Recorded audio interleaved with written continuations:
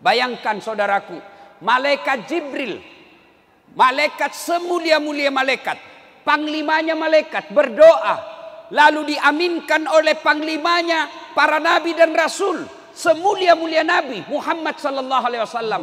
Pasti doa itu dikabulkan. Apa doanya malaikat Jibril? Ya Allah, janganlah engkau terima amal ibadah Ramadannya anak yang durhaka kepada kedua orang tuanya. Saudaraku, biar puasamu baik, tahajudmu tiap malam, kau tadarus 2 kali hatam, tapi kau teteskan air mata orang tuamu, mu pediki hati matuamu, kau sakiti hati orang tuamu. Demi Allah, puasamu tidak ada guna, puasamu tidak ada akan sampai kepada Allah. Maka saudaraku yang masih hidup orang tuanya, bersyukur kalian kepada Allah, muliakan orang tuamu, berikan hartamu yang terbaik untuk orang tuamu.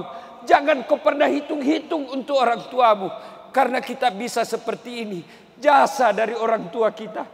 Maka Rasulullah pernah ditanya, ya Rasulullah, ada orang baik agamanya, bagus ibadahnya, tapi dia meneteskan air mata orang tuanya, dia mengecewakan orang tuanya. Apa kata Nabi?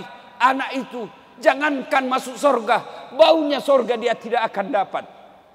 Bersyukur kita yang masih hidup orang tuanya, meskipun sakit, meskipun menderita orang tua kita, lalu kita merawatnya bertahun-tahun.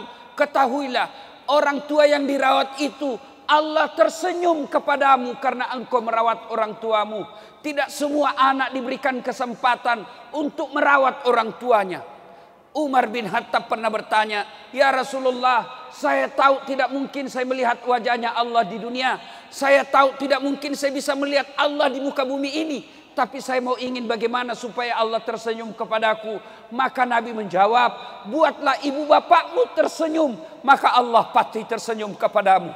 Saudaraku, pulang lebaran ini, buat ibu bapakmu tersenyum, kasih yang hadiah yang terbaik, hibur dia, buatlah kalian dia bertemu kepadamu, maka Allah pasti tersenyum kepadamu. Adik-adikku para remaja, selesai biasa lemaran, kalian buka baju, kalian buka serban, kalian buka sarung, tapi kalian pergi tempat hiburan. Memang ada dosamu di tempat hiburan? Datanglah kepada orang tuamu, cium kakinya, jangan lepas tangannya sebelum dia katakan, wak dampangan nak, saya maafkan kamu. Dan kemuliaan orang tua itu luar biasa. Kita belum minta maaf, belum jabat tangan. Apa kata orang tua kita? Nak, tidak ada dosamu nak. Meskipun ada dosamu, aku telah memaafkan kau lahir dan batin. Saudaraku, banyak orang dalam rantauan seperti kita ini yang ada di Batu Licin, ingin mencium ibu bapaknya, ingin mencium tangan ibu bapaknya, tapi ibu bapaknya ada di Jawa. Dia tidak kembali kampung karena uangnya terbatas. Maka saudaraku yang ada orang tuanya di tempat ini, kembalilah kalian, buat orang tuamu tersenyum, maka Allah pasti tersenyum kepadamu. Dengar firman Allah, imma yablughanna indakal kibra ahaduhuma au kilahuma fala takul lahuma uf wala tanharhuma wa kullahuma kaulan karima. Apabila kedua orang tuamu sudah lanjut usia, dalam pemeliharaanmu, matoani to matoamu, dek nanule kasih murusu alena, dan ini tinggal di rumahmu, jangan kau berkata ah kepadanya, jangan kau teteskan air matanya.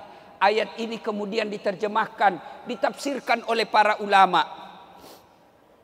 Kalau kalian bangun masjid, boleh transfer duitnya dan tidak mengurangi pahalanya. Kalau kalian ingin menyumbang fakir miskin, boleh kirim pakai sopirmu. Tapi jika kalian ingin berbuat baik kepada orang tuamu, jangan kau kirim pakai orang lain. Jangan kau suruh orang tua orang lain, tanganmu dan tangannya orang tuamu datang kamu bawakan. Begitu cara ayat ini memuliakan orang tua. Allahu Akbar, Allahu Akbar, Allahu Akbar, walillahil hamd. Bagaimana buat kita yang sudah wafat orang tuanya? Ustadz, saya dulu nakal. Saya dulu sering mengecewakan orang tua saya. Sekarang saya sudah hijrah, saya sudah bertobat. Tapi orang tua saya sudah tidak ada Ustaz.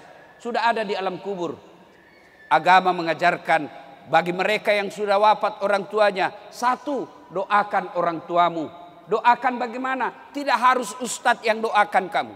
Tidak harus Pak Imam yang doakan untuk orang tua. Lebih baik kalian yang langsung doakan. Selesai nanti Idul Fitri, kalian ingin mendoakan orang tua, silakan langsung. Tidak harus ada ayam, tidak harus ada sokok, tidak harus ada nasi. Kalian duduk menghadap kiblat, selesai ini doakan orang tuamu. Dan tidak harus melalui dasat latif, tidak harus melalui ulama, tidak harus melalui habaib. Doakan langsung. Karena doa paling baik untuk orang tuanya dari bibir anaknya. Dasat latif doakan orang tuamu belum tentu pernah kenal baik. Maka doakan. Apa doanya Ustaz? Tidak harus kau bahasa Arab. Puang, tak dampangi dosana tomatuaku. Ya Allah, ampuni dosa orang tuaku. Terima amal ibadahnya. Lipat gandakan segala kebaikannya. Lapangkan alam kuburnya. Jadikan kuburnya menjadi taman-taman surga. Tapi ingat, saudaraku para akhwat, ini makun raya perempuan. Kalau pergi ziarah kubur, tidak usah kau pergi ziarah kubur kalau kelihatan auratmu. Tidak usah kalian pergi ziarah kubur kalau kau tidak mampu menutup auratmu dan pakai jilbab. Kalau kau pergi ziarah kubur tidak tutup auratmu, disiksa orang tuamu di kubur. Seolah-olah malaikat berkata, lihat kau itu anak gadismu. Datang melihat kamu, dia pertontonkan auratnya. Untuk apa kalian bawa bunga? Untuk apa kalian bawa pandan? Kalau kau tidak datang dengan doa, apalagi sampai kau perlihatkan auratmu. Allahu Akbar, Allahu Akbar, Allahu Akbar, walillahil hamd. Yang kedua, kalau wafat orang tua, setelah doakan, sedekah kaki. Ustaz, saya mau orang tuaku terang kuburnya. Kirimi pembeli lampu di masjid. Ustaz, saya mau orang tuaku supaya ada AC di kuburnya. Kirimi pembeli AC di masjid. Insya Allah sudah ada di situ. Bapak yang sudah ada duit di kantong, niatkan pulang nanti ini berbagi supaya orang tua terang kuburnya. Allahu Akbar. Yang ketiga, cara berbuat baik kepada orang tua sudah meninggal adalah mengunjungi karib kerabatnya. Sudah datang orang tua, masih ada paman kita, masih ada acil kita, datangi mereka. Jangan acil kita yang datang, jangan paman kita yang datang. Kita yang datangi paman kita. Itu yang diajarkan oleh Nabi. Paman saya miskin, paman saya tidak ada sekolahnya. Jangan lihat itu semua. Tapi agama mengajarkan anak yang datangi saudara bapaknya atau saudara ibunya. Allahu Akbar, Allahu Akbar, Allahu Akbar, walillahil hamd. Yang kedua, orang yang didoakan tidak diterima amal ibadah Ramadannya. Lalu malaikat Jibril lagi berdoa, ya Allah, janganlah engkau terima amal ibadah Ramadannya muslim yang tidak mau memaafkan sesamanya muslim. Saudaraku, pilkada, pilcaleg, pilpres kadangkala membuat kita pecah persaudaraan. Itu keliru dan salah. Orang sudah jadi wali kota, orang sudah jadi bupati, orang sudah jadi presiden, orang sudah jadi anggota DPR. Kalian bertetangga masih musuhan, apa yang kalian dapat? Boleh kalian berpecah, boleh kalian berbeda pilihan, boleh kalian berbeda caleg, berbeda partai, berbeda calon gubernur, silakan. Tapi ajak tasi salah-salah, jangan bercerai-berai. Orang yang memutuskan tali persaudaraan, biar puasanya lengkap, tarawehnya tidak ada putus, zakat sedekahnya baik, 30 malam, tiap malam tahajud. Tapi dia memutuskan tali persaudaraan. Depan rumahnya bermusuh gara-gara parkir. Sebelah rumahnya bermusuh gara-gara taman. Sebelah kirinya bermusuh gara-gara got. Belakang rumahnya bermusuh gara-gara binatang ternaknya. Dengar ancaman Nabi. Atadruna manil muflis. Tahu enggak kamu pendusta agama? Tahu enggak kamu orang yang bangkrut di akhirat kelak? Bangkeroi matuku akhirat, pailit dia di akhirat nanti. Siapa mereka? Jarusu wa khati'ur rahim, tetangga yang jahat sama tetangganya dan yang memutuskan tali persaudaraan. Maka ikhwanul muslimin, saudara-saudaraku orang Islam, saudara-saudaraku ibu bapak yang hadir di tempat ini, kalau ada yang bermusuhan, kemarin gara-gara tanah, kemarin gara-gara warisan, kemarin gara-gara pilkada, selesai ini, datangi, jabak tangannya, salawat kepada Nabi. Allahumma salli ala Sayyidina Muhammad wa ala ali Sayyidina Muhammad. Jabak erat tangannya, sampaikan kepadanya, maafkan saya saya hilaf, saya keliru, saya mohon maaf lahir dan batin. Selesai itu, kalau berkaitan dengan barang, kembalikan barangnya orang. Selama barang itu tidak kau kembalikan, selama itu barang itu doamu tidak, permaafanmu tidak diterima. Bapak-bapak yang pernah menyakiti hati istri, minta maaf dan sebut dosamu. Ustadz, bagaimana kalau kita pernah selingkuh? Tidak usah, karena pasti lebih kacau masalahmu. Allahu Akbar, Allahu Akbar, Allahu Akbar, walillahil hamd. Yang ketiga, yang didoakan oleh Nabi agar tidak diterima amal ibadah Ramadannya. Ya Allah, janganlah engkau terima amal ibadah Ramadannya istri yang durhaka kepada suaminya. Kenapa Nabi menekankan istri yang durhaka kepada suami? Nabi tidak menekankan suami yang durhaka kepada istrinya. Karena kita suami menanggung tanggung jawab dunia sampai akhirat. Ibu-ibu yang ada di atas dan di belakang, dengar baik-baik. Kami ini laki-laki menanggung dosa ibu. Suaminya imam, suaminya penghafal Quran, suaminya mubalik, tapi istrinya tidak pakai jilbab, istrinya tidak puasa Ramadan, istrinya tidak sholat. Nanti di akhirat Allah mencari, mana ini suaminya? Kegelak kenai, mana suaminya? Kenapa istrinya begini? Maka suaminya diseret. Kau temani istrimu, ku anfusakum wa ahlikum nar. Itu di akhirat. Dunia, dengar ini ibu-ibu, malu seorang suami kalau istrinya pulang kampung, baju tahun lalu lebarannya masih itu tahun ini. Malu kita sebagai suami kalau kita sudah punya anak tapi masih ngontrak-ngontrak. Kita tanggung rasa malu di dunia. Mana pernah istri berpikir malu kalau suaminya tidak pakai cincin? Dunia kita tanggung. Berapa banyak seorang suami cari muka, membanting harga dirinya, datang ke bank, minjam uang, kredit. Untuk apa? Supaya anak istri bahagia di rumah. Berapa banyak suami tidak tidur tengah malam. Untuk apa? Memikirkan perusahaan. Bagaimana supaya perusahaan bisa langgeng. Berapa banyak suami jadi tukang gojek, jadi sopir, macet mobilnya. Dan dia tidak telepon istrinya. Macet mobil, kempes ban mobil. Dia tidak telepon. Kenapa? Supaya penderitaan suaminya dia tidak rasakan penderitaan oleh istri. Itulah sebabnya kenapa orang yang durhaka, istri yang durhaka kepada suaminya didoakan oleh Nabi agar oleh Jibril agar tidak diterima amal ibadah Ramadannya, dan Nabi mengaminkannya. Ada jamaah yang bertanya, Ustadz, bagaimana kalau suami yang durhaka sama istri? Tidak dijelaskan dalam hadis ini. Allahu Akbar, Allahu Akbar, Allahu Akbar, walillahil hamd. Kalau ibu-ibu tidak senang sama suami, bukan dengan memakinya, bukan dengan menghinanya, bukan dengan menceritakan kejelekannya, tapi jalannya kamu pisah baik-baik, bukan menghinanya. Ada 4 golongan orang yang didoakan oleh Nabi menjadi bahan bakar api neraka, menjadi bahan bakarnya api neraka. 4 jenis perempuan, satu di antaranya adalah istri yang suka berkata kasar kepada suaminya, istri yang suka memaki suaminya.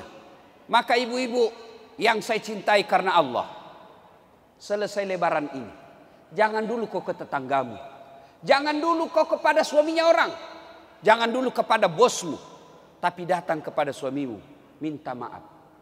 Bapak-bapak juga, jadilah suami yang baik.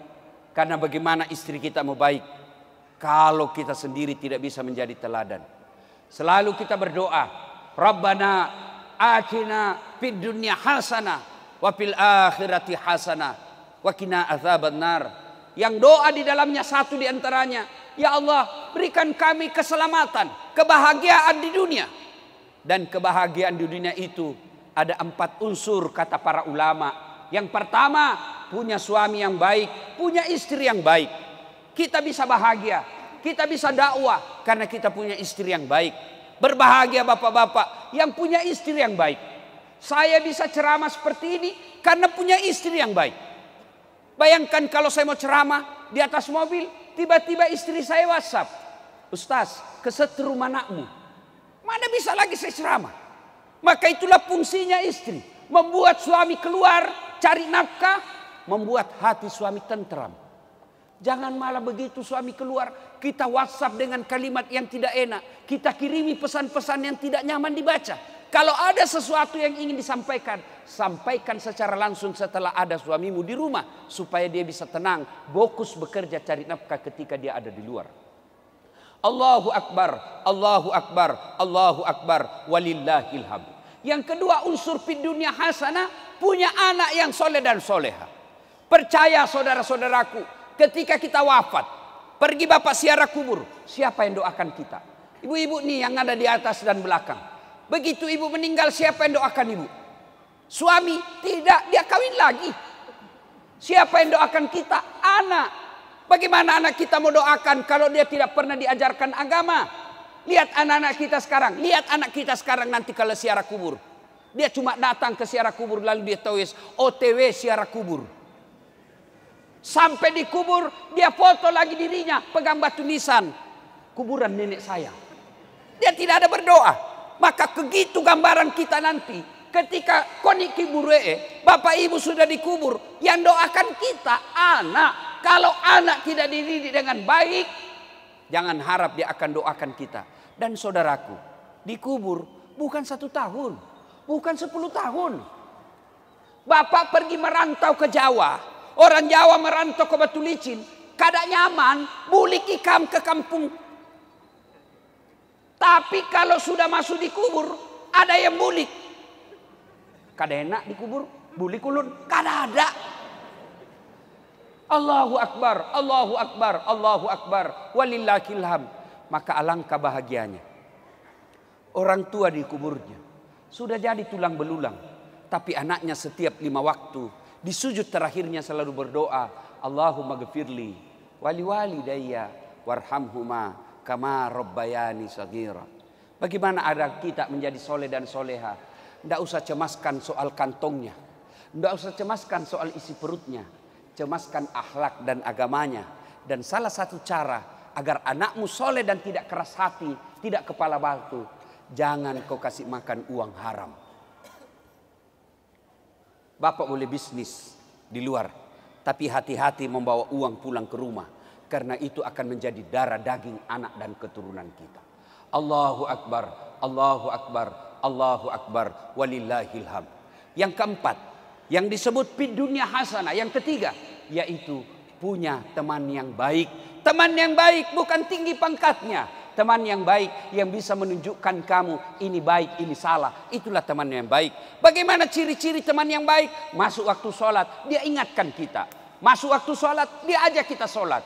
Itulah teman yang baik. Mana lagi teman yang baik? Mereka yang akan hadir ketika susah dan dia akan hadir ketika kita senang. Allahu Akbar. Dan yang keempat, fid dunya hasanah itu adalah punya harta yang berkah. Harta yang berkah itu bukan jumlahnya banyak, tapi berapa banyak harta kita bisa dinikmati oleh orang lain. Allahu Akbar, Allahu Akbar, Allahu Akbar, walillahil hamd. Sidang jamaah Aidil Fitri yang saya muliakan. Pada akhirnya, mari kita pelihara amal kita selama bulan suci Ramadan ini. Kalau kita terlibat anak yang durhaka sama orang tua, putus silaturahmi, kemudian kita termasuk istri yang durhaka kepada suami, wala tayasu mir rauhillah, jangan kau putus asa. Mari mohon ampun kepada Allah, lalu bermaaf-maafan kepada sesama manusia. Inilah tujuan salah satu dihadirkannya ceramah dan Aidil Fitri, berkumpul kita di satu tempat ini supaya apa? Selesai Aidil Fitri kita saling mendoakan, taqabbalallahu minna wa minkum, taqabbal ya karim siyamana wa siyamakum.